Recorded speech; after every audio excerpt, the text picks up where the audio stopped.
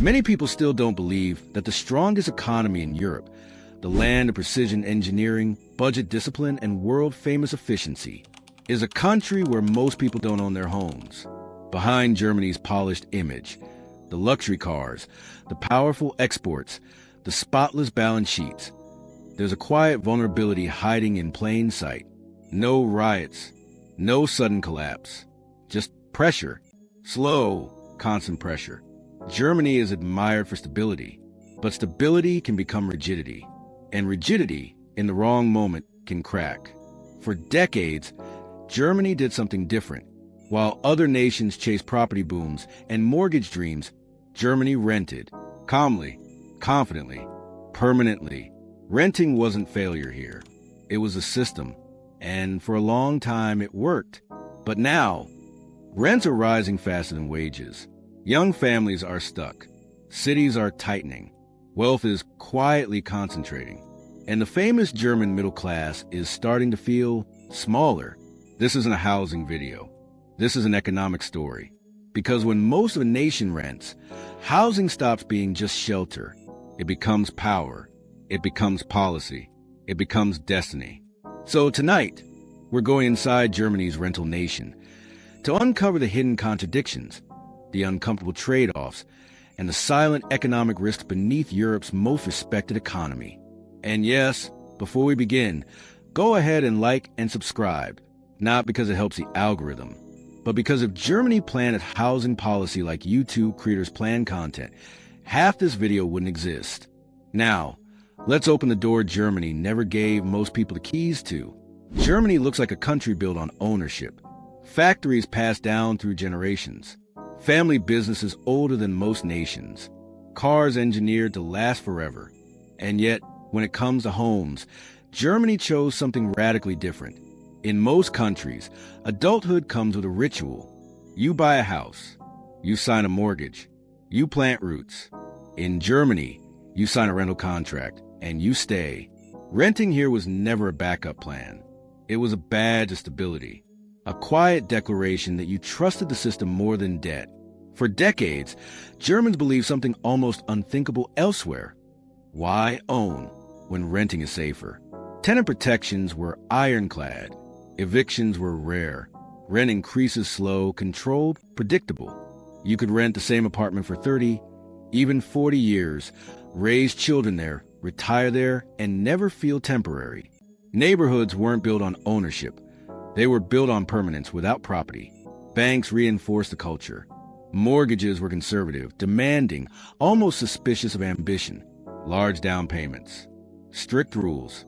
No encouragement to stretch. Politicians reinforced it too. No big tax breaks for buyers. No cultural celebration of ownership. Renting wasn't discouraged, it was normalized. And for a long time, this looked like genius. Germany avoided housing bubbles that wrecked other economies. No dramatic crashes. No mass foreclosures. No nightly news stories about families losing homes. While others burned, Germany stayed cool. But here's the thing about systems that work too well. They stopped being questioned. Renting became so stable, so permanent, that an entire nation stopped asking what happens when stability quietly disappears. Because stability depends on conditions. And those conditions don't last forever. Population growth returned. Cities expanded. Migration increased. Global capital went hunting for safe assets. And suddenly, the system Germans trusted wasn't controlled by Germans anymore. Rents began creeping upward. Competition intensified. Apartments stopped waiting for tenants. Tenants started begging for apartments. The keys were never handed over. And now, even the doors are harder to reach. Germany didn't fail its renters. It succeeded, and then outgrew the moment that success belonged to. In few seconds, we'll see how history itself locked Germany into renting, long before today's crisis ever appeared. To understand why Germany rents, you have to start with rubble. After World War II, German cities weren't just damaged, they were erased. Millions needed homes immediately. Ownership wasn't a dream. It was a distraction, so the state stepped in. Housing became infrastructure, like roads, like power lines, like water systems. Speed mattered more than profit. Stability mattered more than wealth. The government backed massive rental construction. Whole neighborhoods rose quickly, efficiently, uniformly. Not luxury, not speculation, just roofs. And alongside those buildings came laws, strict, protective, uncompromising. Evictions became difficult. Rent hikes slowed to a crawl. Tenants gained rights that made renting feel permanent. A social contract emerged. Landlords accepted limited profits. Tenants accepted renting as normal, not temporary. The state accepted responsibility for balance. This wasn't ideology. It was memory. Germany had lived through hyperinflation, through debt wiping out savings overnight, through the trauma of financial collapse. Ownership tied to leverage felt dangerous. Renting felt sane. And unlike other countries, Germany never reversed course. No big incentives for buying. No mortgage subsidies. No cultural pressure to get on the ladder. If you wanted to own, you needed serious capital up front. Buying was conservative, almost old-fashioned. For decades, the bargain worked beautifully. Rent stayed low relative to income. Cities remained mixed. Teachers next to engineers, students next to retirees. Speculation stayed away. Germany watched housing bubbles explode elsewhere and quietly congratulated itself. But the bargain had an assumption baked into it. Actually, several. That construction would keep pace. That capital would stay patient. That housing would remain boring. And boredom, it turns out, is fragile. As global interest rates fell, investors searched for yield. Safe, predictable, regulated. And suddenly, Germany's boring rental market looked like a treasure chest.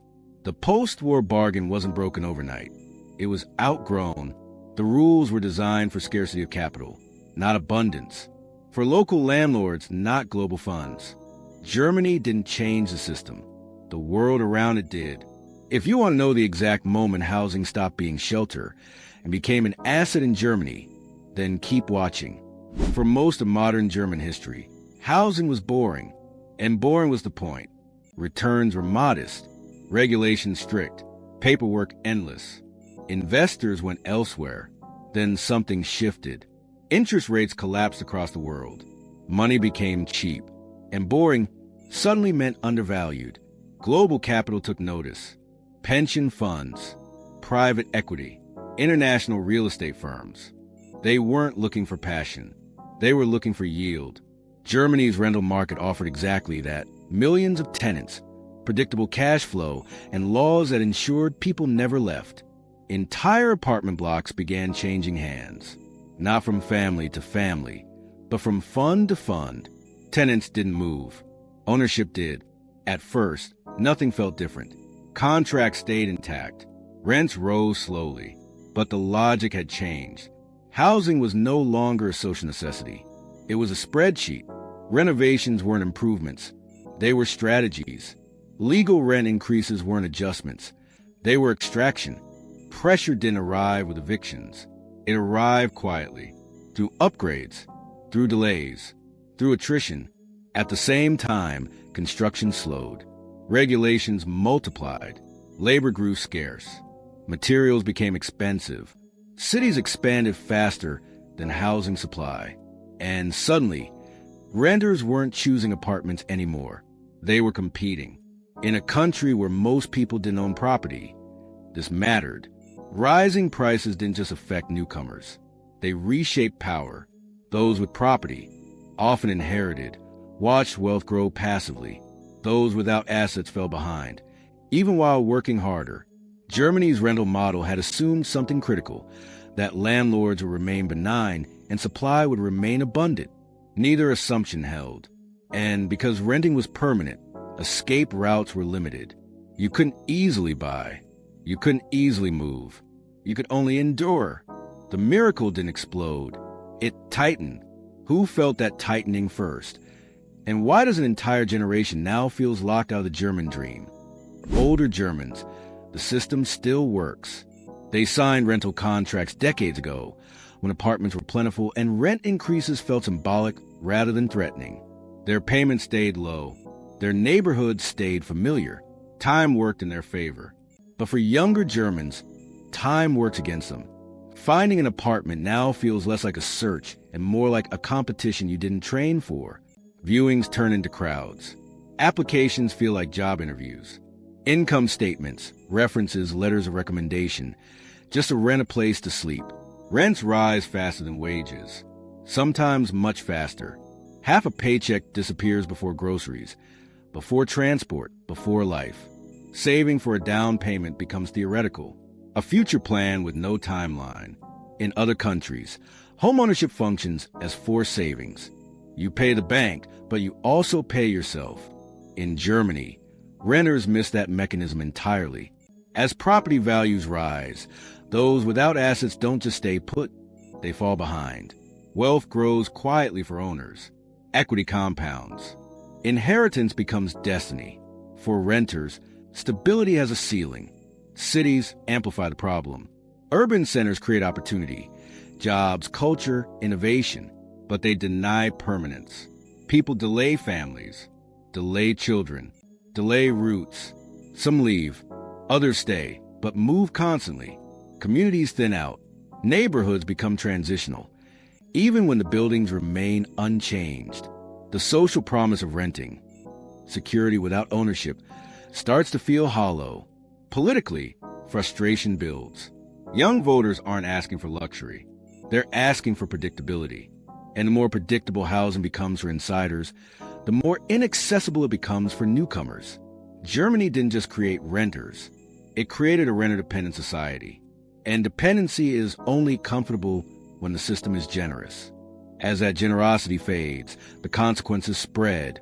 If you want to see how even Germany's legendary tenant protections begin to weaken under pressure, then hit the like button if you have, NT done so before. On paper, Germany's tenants are among the most protected in the world. Rent controls, long-term contracts, strict eviction rules. From the outside, it looks humane, almost ideal. But protection only works when there's something to protect. And access is slipping. When housing is scarce, power doesn't disappear. It moves. Landlords don't need to evict tenants. They just wait. Renovations become leverage. Legal rent adjustments become strategy. Time becomes pressure. New contracts reset prices completely. And protections apply only after the contract is signed. For those trying to enter the market, students, migrants, young families, rights exist only in theory. They accept smaller spaces, higher prices, shorter contracts, sometimes informal arrangements that quietly bypass the law. Protection without access is protection without power. Municipalities try to respond, but they're constrained by history. Decades earlier, many cities sold public housing under the assumption the market would provide. It did, until it didn't. Rebuilding public housing takes years. Planning, permits, funding, labor. Political time moves faster than construction cranes. The result is a paradox. Germany protects tenants exceptionally well once they're inside, but it protects entry poorly. And the tighter the market becomes, the more brutal that distinction feels.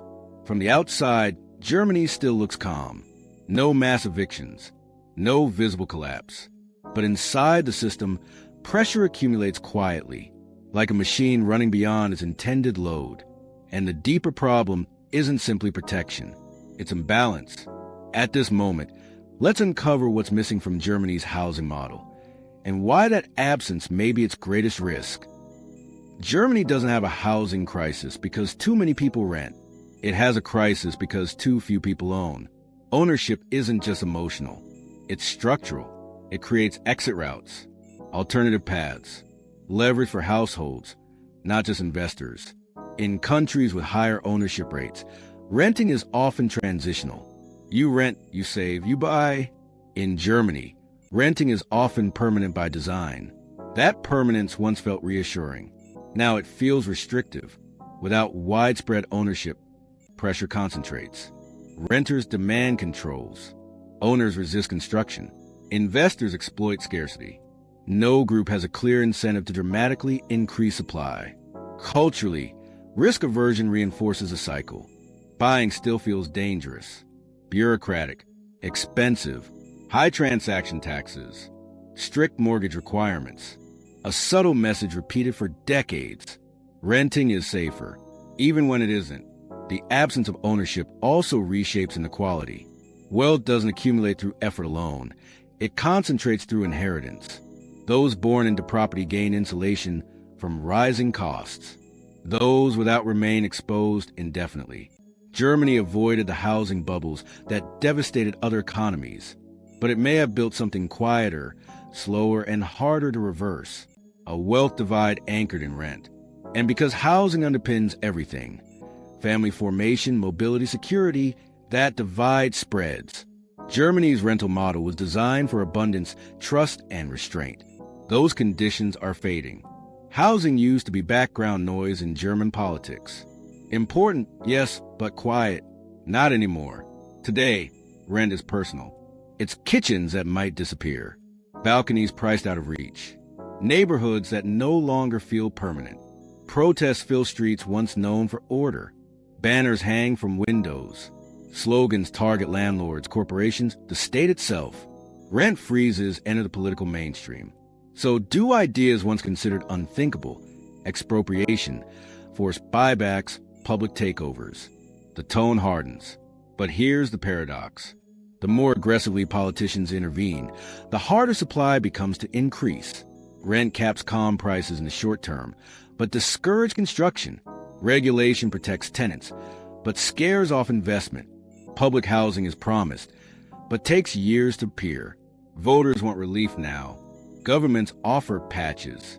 Each fix solves one problem, while deepening another. Germany's rental model was built for stability, not scarcity. Under pressure, it produces conflict instead of calm. Landlords feel targeted. Tenants feel abandoned. Builders feel trapped between regulation and rising costs. The political center strains. Housing becomes symbolic, not just a cost, but of fairness, belonging, and the future. The danger isn't collapse. It's paralysis. A society stuck managing symptoms while avoiding structural change. And that leads to the question Germany now circles. Carefully, cautiously, nervously. Can the system be reformed without breaking what once made it work? That question leads us to the edge. True reform requires uncomfortable admissions that renting alone can't carry the system anymore. That protection without supply is enough. That ownership doesn't have to mean speculation. But these ideas cut against identity. Germany prides itself on caution, on learning from history, on avoiding excess.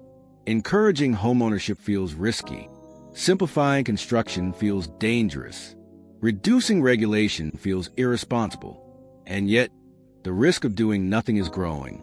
Cities experiment. Some loosen zoning. Others subsidize buyers. A few rebuild public housing aggressively. But these efforts are fragmented, slow, often contradictory. Federal policy inches forward, careful not to offend voters who benefit from the status quo. Time, however, is not cautious. Demographics shift. Construction costs rise. Global capital moves instantly. Young families don't wait for white papers. Workers don't pause for commissions. Each year of delay tightens the system further. Reform now isn't about ideology. It's about arithmetic. More people, more cities, not enough homes. Germany stands at an edge where inaction is no longer neutral. Stability can still be saved, but not preserved unchanged. And if that edge is ignored, the future takes a familiar shape. Renting no longer represents flexibility. It represents exclusion. Mobility exists, but only for those who can afford instability. Wealth hardens along property lines, not dramatically. Quietly, the social market economy depends on shared prosperity, on the belief that effort leads somewhere. Housing now undermines that belief. Young professionals leave cities they can't afford. Essential workers commute farther each year. Families shrink, delay, relocate. Urban life thins out, not because cities fail, but because they succeed too well. What remains is fragile. A renter class with limited security. An owner class insulated from volatility. A growing distance between the two. Renting was meant to liberate Germans from debt, from bubbles, from collapse. Instead, it may be binding them to permanent exposure. Every rent increase becomes unavoidable. Every move becomes expensive. Every future plan becomes conditional. The system doesn't break. It calcifies.